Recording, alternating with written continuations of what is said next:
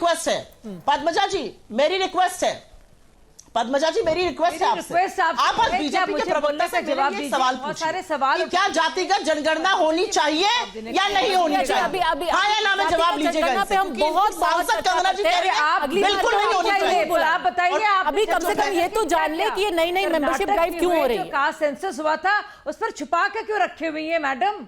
उस पर बैठी हुई नहीं देखिए शाजिया, उजागर क्यों नहीं कर रही है? शाजिया उस पर मत जाइए। छुपा के रखा मैडम, एक तो ऐसे मत बोला करिए, बेवकूफ लगती है, मत इस तरह से क्यों भाषा आप बात करूंगी? ये मैडम क्या होता है? ये कौन सी भाषा बोलती है आप टीवी डिबेट्स में आकर? नहीं आप टीवी डिबेट्स में आप क्या जिन्ना क्यों बैठी यहाँ पर मैं आपको जिन्ना का डर रहा है आप लोग को नहीं करने दूंगी, जिन्ना की तारीफ नहीं करने दूंगी मैं आपको, जिन्ना की तारीफ नहीं करने दूंगी। आप जिन्ना आप उसका जवाब दीजिए, आप गोडसे की उपासक हैं, मैं नहीं हूँ। अरे जिन्ना की तारीफ नहीं करने दूंगी आपको मैं, जिन्ना की तारीफ करने का सोचिएगा भी मत, ये हिंदुस्तान है, जिन्ना की तारीफ मत करिएगा आप। सुप्रिया जी अब चुप रहिएगा, अडवाणी जी चरण वंदन करके आए हैं, आप चुप रहिए। सुप्रिया जी आपको पूरा मौका दिया, आपको पूरा मौका दिया, आपको पूरा मौका दिया। गांधी नेहरू पटेल का देश है, बात रखिए, यहाँ जिन्ना की तारीफ नहीं होगी।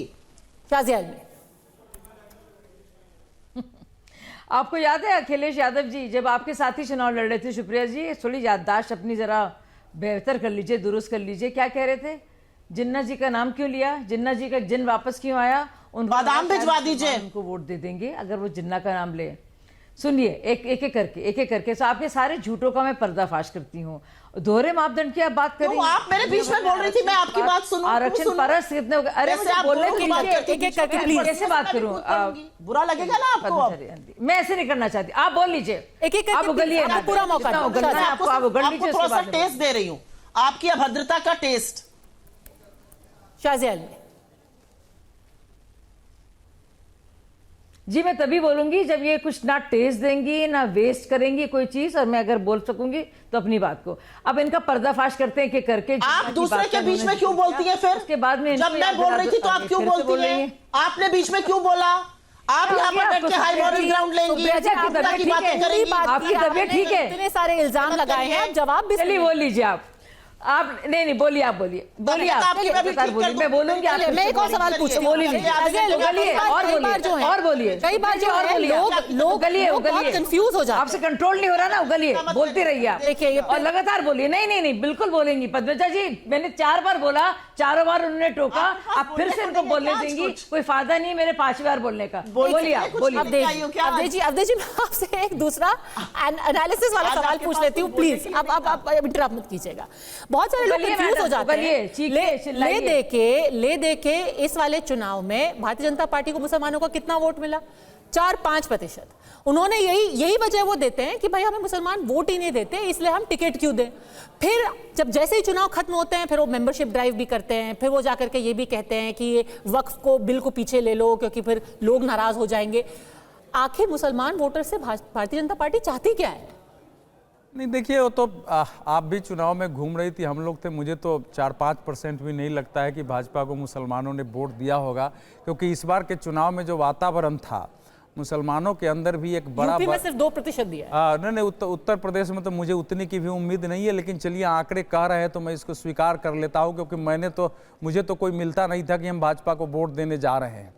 देखिए, ये इस बार का जो चुनाव था लोकसभा का, उसमें तो खैर मुसलमानों का भी एक वर्ग जो है जो फंडामेंटलिस्ट था, उसने इसको इस्लाम का, दीन का विषय बना के और सरेआम प्रचार कर रहे थे, वो कोई छिपा तथ्य नहीं था। भारतीय जनता पार्टी को भी इस बात का पता है कि उसका वोटर कौन है और कौन नहीं है। फिर भी अब 22 करोड़, किसी देश में 22 करोड़ आबादी अगर किसी पार्टी से पूरी तरह वंचित हो तो वो देश में लंबे समय तक पॉलिटिक्स कैसे कर सकती है? तो जाहिर है मुसलमानों के पास तक पहुंचना, उन तक जाना, वो कोशिश करना तो समझ में आता है, ठीक है।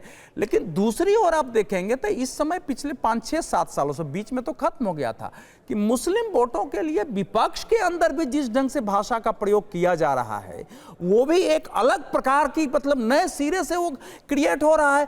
अब जो योगी आदित्यनाथ जी कह रहे हैं कि जिन्ना की आत्मा घुस गई है, आपको याद होगा कि उत्तर प्रदेश का जब विधानसभा चुनाव था तो अखिलेश जी हरदोई की एक सभा में थे, उन्होंने बोल दिया था कि गांधी जी, पटेल जी, नेहरू जी और जिन्ना जी सब एक ही इंस्टीट्यूट से बैरिस्टर ही पढ़ के आए थे और सबने भारत को आजादी दिलाई थी।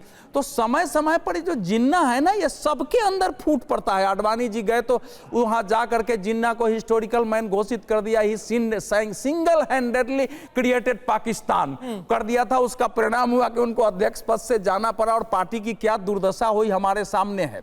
समस्या यह है कि मुसलमानों को आम लोगों की तरह मुख्य धारा का हम नागरिक मानते हैं, चाहे बीजेपी हो या विपक्ष हो, या हम उसको अलग से विशेष मान के उसकी एक ऐसी मेंटेलिटी क्रिएट करके रहना चाहते हैं कि तुम उस रूप में नहीं हो, तुम या तो विशेष हो या तुम हेया हो। ये दो स्थिति चल रही है। क्या ये कंफ्यूजन है भारतीय जनता पार्टी में, शाज़िया आलमी?